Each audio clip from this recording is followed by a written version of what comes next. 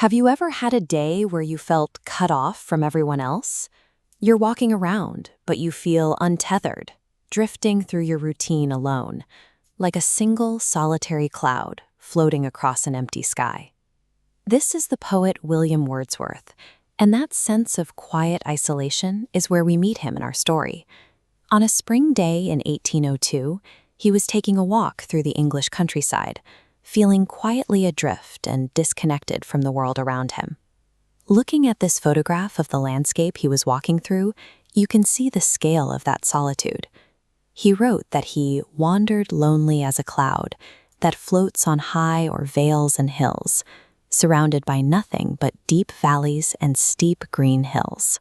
But right in the middle of this solitary walk, his heavy mood was interrupted. He stumbled onto something entirely unexpected. Stretching along the water were thousands of vibrant golden daffodils.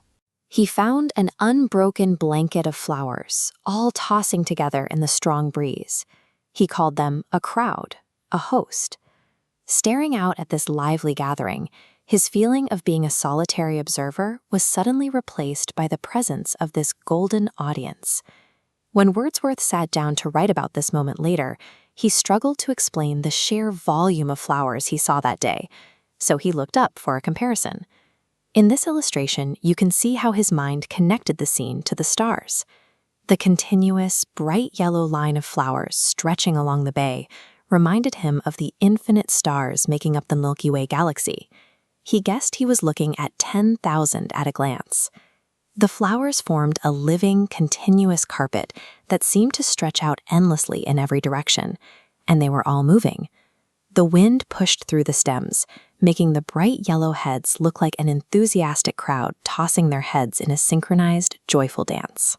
Standing in front of that overwhelming display, you realize that nature's beauty on Earth can feel as grand and vast as standing underneath the entire universe. Beyond the golden shoreline, the water itself carries the same energy. Wordsworth asks us to direct our attention away from the shore, out toward the lake. Look at how the waves are dancing. The bright sunlight catches the ripples as they crash against the grassy shore, creating a lively, beautiful backdrop. Yet, as beautiful as the sparkling waves were, they couldn't compete.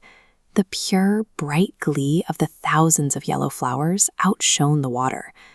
Watching this friendly competition between the land and the lake, Wordsworth couldn't stay stuck in his lonely mood. The pure joy radiating from the environment was contagious, pulling him in and making him happy just to be there. He stood there staring, taking it all in. What he didn't realize at the time was that his mind was quietly doing the work of a camera. He was unconsciously recording a permanent mental photograph of the scene to keep for the future. Fast forward to a different time and a different place. The long walk is over, and William is back inside his quiet, empty house, resting alone on his couch. He tells us that sometimes, while sitting indoors, isolated from the world, he falls back into a vacant or pensive mood. He feels bored, empty, and slightly sad. This dark room represents his empty mind. But we possess a tool, the inward eye, acting like a video player for our best memories. Hitting play, this mental projector illuminates the room, pulling the bright joy of the outside world directly indoors. In that instant, the heavy loneliness vanishes. Watching the memory replay, his heart fills with pleasure, and once again it dances with the daffodils. We often think of nature as a place we visit and then leave behind, but the beauty we witness outside stays with us.